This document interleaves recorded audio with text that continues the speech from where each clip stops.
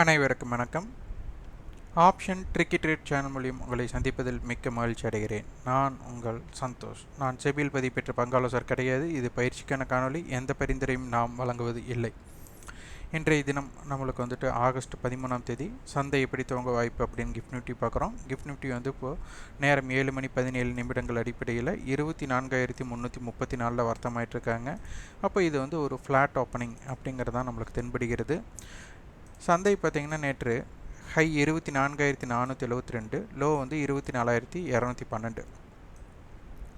ஒரு 250 புள்ளிகள் ஹையுக்கும் லோவுக்கும் உண்டான ரேஞ்ச் நம்மளுக்கு பார்த்திங்கன்னா 250 புள்ளிகளாக இருக்குது. அப்போ இதனுடைய மிட் பாயிண்ட் அப்படின்னு எடுத்துகிட்டால் ஒரு 125 ஆவரேஜ் வச்சுட்டாலும் கூட 24,350 அப்படிங்கிறது வந்துட்டு நம்மளுக்கு ஒரு சராசரி இடமா இருக்கலாம். அந்த சராசரி இடத்துல தான் முடிவு பண்ணியிருக்காங்க. அப்போ ஒரு நாளோட ரேஞ்சு இப்போ ஒரு 100 புள்ளியிலிருந்து 150 புள்ளி இருக்குன்னா, இப்போ ஒரு ஃப்ளாட் ஓப்பனிங்காக இருந்தால் இங்கிருந்து ஒரு 125 புள்ளிகள் பயணம் பண்ணால் தான் இந்த ஹையை உடைக்க முடியும்.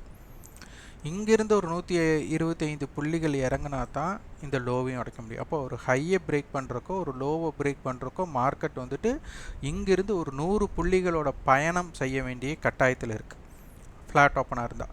இதே ஒரு கேப் அப் ஆர் கேப் டவுனாக இருந்தால் எளிதாக நம்மளுக்கு அங்கிருந்து நம்மளுக்கு என்ன ஆகிடும், ஒரு இடத்தை தாண்டி ஒரு பிரேக் அவுட் ஆனதுக்கப்புறம் ஒரு இம்பேக்ட் பண்ணுற மாதிரி இருக்கும். அப்போ அங்கிருந்து தான் ரேஞ்ச் ஸ்டார்ட் ஆகும்.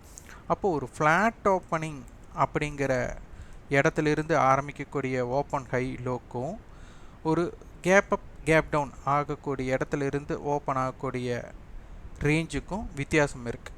அப்போ இதை நம்ம நன்றாக புரிந்து கொள்ள வேண்டும்.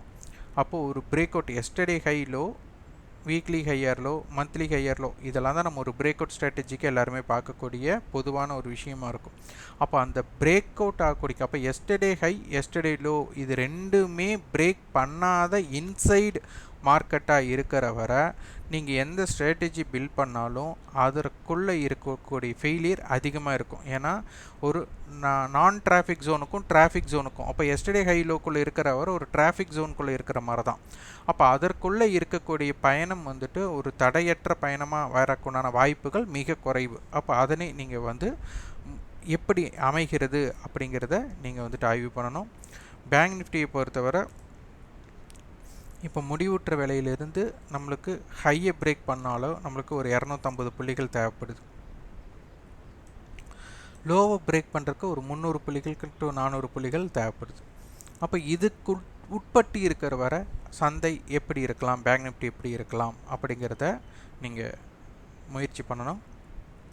அப்போ எஸ்டர்டே ஹை ஆர் லோவை பிரேக் பண்ணாதவரை எப்படி இருக்கிறாங்க, பிரேக் பண்ணால் எப்படி இருக்காங்க,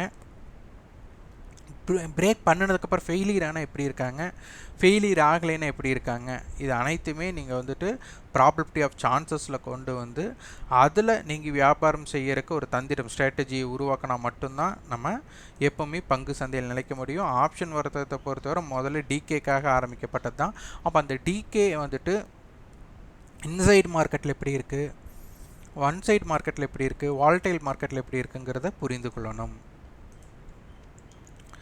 நிஃப்டி பொறுத்தவரை இப்போ வந்து சந்தை ஆரம்பித்ததுக்கப்புறம் போட்டியாளர் அவங்களும் ஆரம்பிக்கலாம்.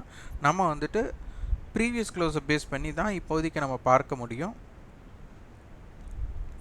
இப்போ இங்கே போட்டியாளர் என்ன சொல்கிறாங்க, 24,400 கால், 24,500 கால், 24,300 புட், 24,400 புட் இப்படி வந்து போட்டியாளர் கொடுத்துருக்காங்க. அப்போ 24,300 இதில் வந்து பார்த்திங்கன்னா 24,400, 24,500 இந்த 3 ஸ்ட்ரைக். அப்போ இதுக்குள்ளே 6 ஸ்ட்ரைக் இருக்குது நம்மளுக்கு. அப்போ இதுக்குள்ளே இருக்கிற கால் புட் தான் இம்பேக்டட் ஆக வேண்டியதாக இருக்கும்.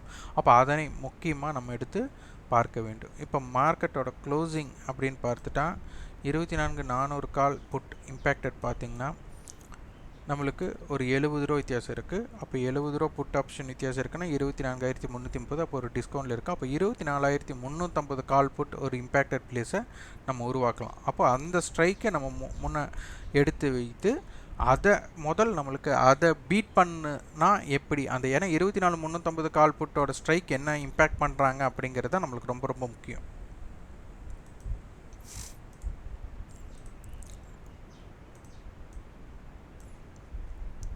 இந்த டைம் வந்துட்டு நிஃப்டியோட கான்ட்ராக்ட் வந்து 14 நாளை தினம் weekly contract closing 24,325 weekly contract இருக்கிற மாதிரி இருக்குது. அப்போ இதில் முக்கியமாக 24,300 கால் புட்டும் 24,350 கால் புட்டும் ஒரு இம்பேக்டட் பிளேஸை உருவாக்கும். இப்போ 24,350 24,350 புட் ஆப்ஷனுடைய ஹை 199 ரூபாய் 200ன்னு வச்சுட்டா 24,150 இவங்க வந்துட்டு 226 ரூபாய். அப்போ 24,576 ரூபாய். இது வந்து ஒரு இம்பேக்ட் 24,350 கால் புட்டோட நேற்றைய மேக்ஸிமைஸ்டு ப்ரைஸ் அதிகபட்சமான விலை. அப்போ இன்றைக்கி க்ளோசிங் அப்படிங்கிறது நேற்று அவங்க க்ளோசிங் கொடுத்துருக்கிறது புட் ஆப்ஷன் 127 ரூபாய். இப்போ 24,223 காலுடைய க்ளோசிங் அப்படின்னு பார்த்தா 107 ரூபாய். அப்போ 24,457. அப்போ இதுதான் 24,350 கால் புட்டோட கட்டுப்பாட்டு எல்லையாக இப்போது பார்க்கப்படுகிறது. அப்போ இதே 300க்கும் பார்க்கணும்.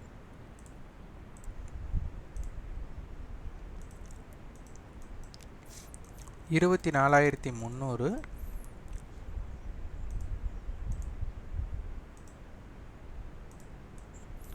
300 புட் ஆப்ஷன் 171 ரூபாய். அப்போ 24,129 இவங்களோடது 263 ரூபா. அப்போ 24,563 காலோடது. க்ளோசிங் பார்த்தா இவங்க 105 ரூபா புட் ஆப்ஷன். அப்போ 24,195 இவங்களோடது 133. அப்போ 24,433. அப்போ இது ஒரு இம்பேக்டட் பிளேஸாக பார்க்கப்படுகிறது. இம்ப்ளைடு வாலிட்டி எப்படி இருக்குன்னு பார்க்கணும். இம்ப்ளைடு வாலிட்டி நம்மளுக்கு வந்துட்டு கால் சைட் 14 ஆகும், புட் சைட் 17, ஒரு இம்பேலன்ஸ்டு இம்ப்ளைடு வாலிட்டியாக இருக்காங்க.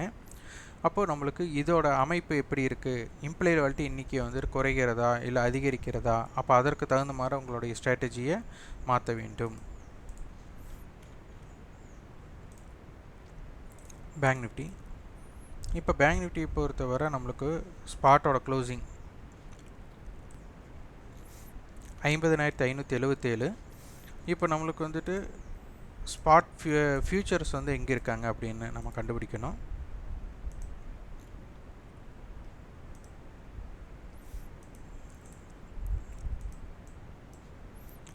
பார்க்க போனால் 50,570 அந்த மாதிரி இடத்துல தான். ஏன்னா இதற்கு வித்தியாசம் 75 புள்ளிகள். அப்போ வந்து நம்மளுக்கு 50,570. அப்போ 50,500 கால் போட்டு 50,600 கால் போட்டு ஒரு இம்பேக்டட் பிளேஸை பார்க்கலாம்.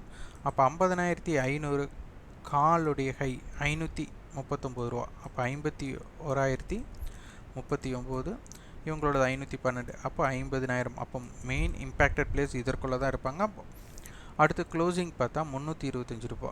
அப்போ 50,825 இவங்களோட புட் ஆப்ஷனுடைய க்ளோசிங் 256. அப்போ 50,250. அப்போ இது 50,500 கட்டுப்பாட்டு எல்லையாக இதை பார்க்கப்படுகிறது. அடுத்து 50,600.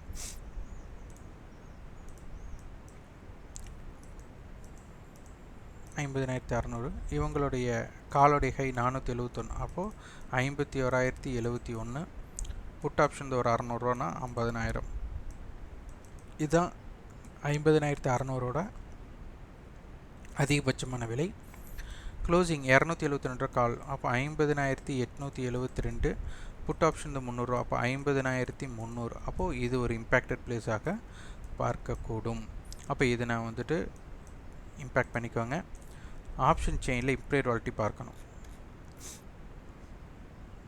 இம்ப்ளைடு வாலிட்டி புட் சைடு 20 ஆகும், கால் சைடு ஒரு 18. அப்போ இம்ப்ளைடு வாலிட்டி கொஞ்சம் ஜாஸ்தியாக இருக்கனால ஓடிஎம் ஆப்ஷன் ஆக்ஷனில் இருக்கக்கூடிய வாய்ப்புகள் உள்ளது. அப்போது இதில் வந்து பார்த்திங்கன்னா முதல்ல ஓடிஎம் ஆப்ஷனில் தான் டிகே ஏற்படும், அதற்கப்புறம் தான் ஐடிஎம் ஆப்ஷனில் டிகே ஏற்படும். அதனால் வந்துட்டு அந்த நேரத்துக்கு தகுந்த மாதிரி பிரிங்க. 9:15 3:30 நீங்கள் வந்துட்டு ஓடிஎம் ஆப்ஷன்ஸை வந்து ஒரு மிட்டில் நம்மளுக்கு வந்துட்டு மதியம் வரை கொஞ்சம் தள்ளி இருக்கிறதும் கூட ஒரு ஆக்ஷனில் இருக்கும். அதற்கப்புறம் அதை கரைக்க ஆரம்பிச்சிருவாங்க. அப்போ அதற்கு தகுந்த மாதிரி உங்களோட வியாபார அமைப்பை பயன்படுத்தி கொள்ளுங்கள். இந்த காணொலி உங்களுக்கு பயனுள்ளதாக இருந்தால் லைக் பண்ணுங்கள், ஷேர் பண்ணுங்கள், சப்ஸ்கிரைப் பண்ணுங்கள். கண்டிப்பாக உங்கள் ஃபீட்பேக் கமெண்ட் பாக்ஸில் பதிவு பண்ணுங்கள். நன்றி, வணக்கம்.